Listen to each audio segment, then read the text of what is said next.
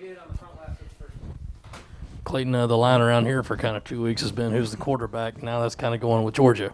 I mean, both two of their guys might be banged up. So how do you prepare for that especially when you know the guy that played last week all of a sudden is kind of questionable to play this week, and you know the starter's probably not going to play? Yes, really, our process doesn't change depending on who's going to be the quarterback. The only thing you would evaluate would be if any of the system changes. If the system stays the same, you would continue with the same process that you would always have as a program of defense. And right now, we're just kind of focusing on what we're doing, and we'll figure those other things out on Saturday. Let's go, Colin Taylor, front right.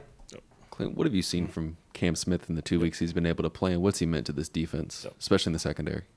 Absolutely. I mean, Cam means a ton to us. He brings the passion and the energy. We just have to do a great job as a program and understanding our process and trying to channel that passion and energy in the right direction. And that's going to continue to take all of us to continue to get that done for Cam. But what he's meant for us is he's given us the opportunity to one that we feel like that can go out and play a lot of snaps against really good receivers. And along with Dowell and Rush, those guys are doing a really good job. But Cam has brought those guys along, and he has a little bit more experience. But it's nice having them back there. David, front left. With Cam, you mentioned channeling it in the right direction. How do you kind of come to him and say, like what you're doing, but you got to knock off some of the extracurricular stuff? Obviously, I mean it's a process. It's one of those things where, like I said, he's a great kid, and he hasn't been trying to fight us back about trying to channel things in the right direction. We're just going to continue to get better every single day at that. But we just got to do a great job of getting his passion, his energy in the right direction with the rest of the program. John Whittle, back right.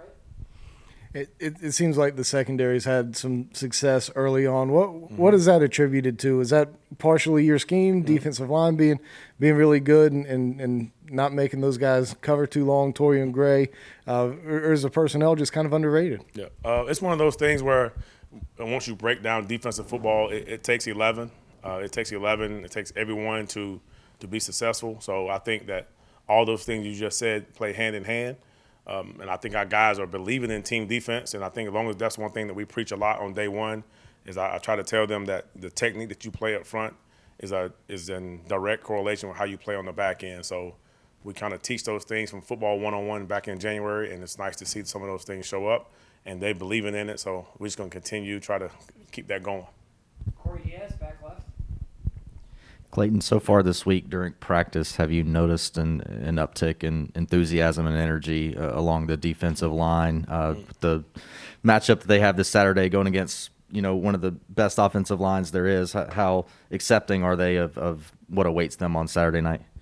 Our guys are very accepting of the challenge. We understand where we're going on Saturday and who we're going against, but the process should not change. Your attitude should not change. And how you come to work should not change. Obviously, your only thing that changes on Saturday is who you're playing against. But we've been trying to preach that from day one. So Eastern Illinois was just as important as any other game that we played. So we want to continue that mindset and the process and keep our guys in the right mind. But obviously, we know it's the opponent that we're playing on Saturday. So obviously, our Georgia guys, all of our guys up front, everyone on this football team should be a little bit more excited because it's SEC football, not just the fact that it's UGA. Let's go to way in the back to Phil Cornblue. Hey, Coach, I know you don't have to worry about him, but in watching the film, have you gotten a look at Jordan Davis and what you think about him in terms of his size and agility and skills? Small world, man. I went to high school with Jordan Davis' mother. She was on my basketball team at Triton High School, Miss Shay Allen. So I've known Jordan for a long time. It's a small world. We don't want to get into how it's just a small world, man. He came on a visit to the previous school I was at in North Carolina, and then just kind of figured out that his mother was Shay Allen. She was on my class of '94 Triton High School basketball team. So he's a big kid.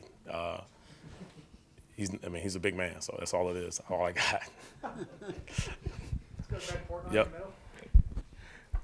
Not sure how to follow that one up, but with the defensive line, obviously you guys have gotten a lot of pressure, at least early. Just how much have you seen that maybe take some pressure off the back end of the defense, if at all? And what is it that they're doing that's maybe helping the rest of the defense and sort of setting up the rest of the defense for success as well? Really, the thing, everything starts, it starts up front. And, our guys, we understand that and we preach it. So our guys just got to continue to play team defense, like we said earlier. Our DBs have to understand down and distance. All those things play a factor in how you play, how fast the ball's coming out. Those are all the things that Coach Gray, myself, Coach Beamer, everyone who's speaking. The longer you cover, obviously we need more pressure and vice versa. So if they get there fast, we don't have to cover as long, down and distance. So those things are that we're harping on. And our guys, that's called football IQ, football awareness. And those things started back in January. So we just got to continue to grind, continue that process. And I think our guys will just continue to get better every day at practicing at games. That's the goal. Let's go Colin Taylor in the front right. Clayton, is there anything unique about what Georgia does offensively, or is it just they have a bunch of really good explosive players and a really good offensive line and just go with that? I think they have a great system. One, I think they do a great job of mixing things up. They do a great job of getting a lot of guys involved, and they know when to use the back. They know when to use their scat backs. They know when to use the receivers, tight ends. I think, they do a great job of just mixing things up, and that makes it hard for any defense. And I guess, obviously, the defense has played well the first 2 weekends. How much of that has been – how well received has that been on the recruiting trail, and how often do you talk about the stuff you're putting on film through the first 2 weeks with the guys you're talking to?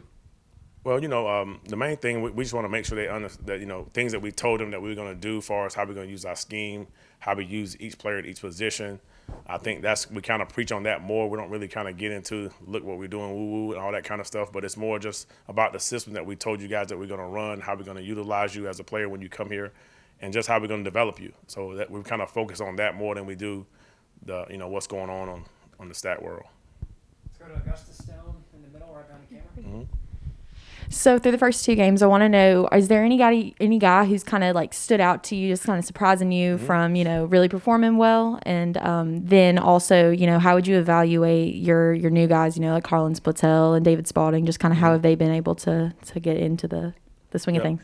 Obviously, some of the guys that are standing out that to me that goes unnoticed, I think that's what you said. And to me, I keep going back to Aaron Sterling. I always keep saying him, but I feel like the way he plays on certain downs, I think Sherrod Green is doing some things that goes unnoticed. Jalen Foster does some things that goes unnoticed.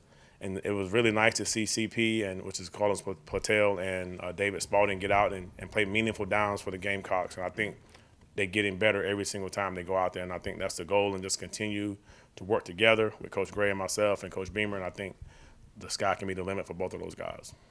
Let's go back to Colin, front right. Clayton, about Aaron, just what was your first impression? Obviously not a guy that is necessarily as physically imposing as some of these other SEC defensive ends, but what was your first impression of him, getting to meet him, and what's he kind of meant to not only the defensive line but the defensive unit as a whole as one of the older guys? It's just his leadership and how he carries himself like a grown man. He really wants to, no matter what, you ask him to do, he's not the biggest, but he finds a way to get things done, so he's that guy that, if you had to make some phone calls, some bad things would happen, and he's one of the guys that you would bring with you. I don't want to promote that, but that's just when I see him, that's what I think of. Like if something had to happen, I think he would have my back.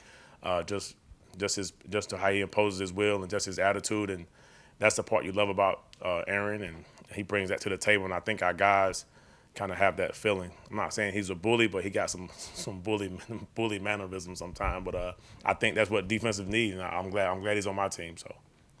Go Corey Diaz, back left. Yep.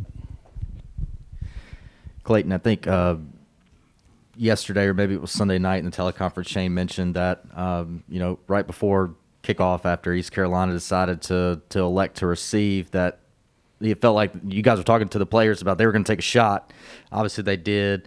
Talk about, I guess, what you noticed on what went wrong on that particular play and how the guys responded just from a play standpoint as well as a communication standpoint. Yeah, Shane definitely said that. And obviously, when teams ask to select the ball, something's going on. So we was well aware of something that was going to be up within the first 4 or 5 plays. And, we just had a mistake from a player. And if it's on the back end, it's going to show up on the scoreboard. It's not like any other position like we spoke before.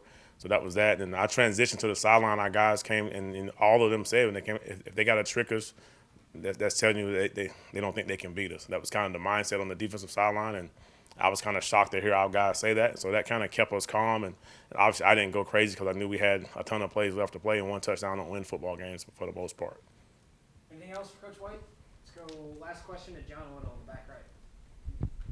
Who are 2 or 3 of the other guys who you would take with you into a bar fight? I didn't say bar fight.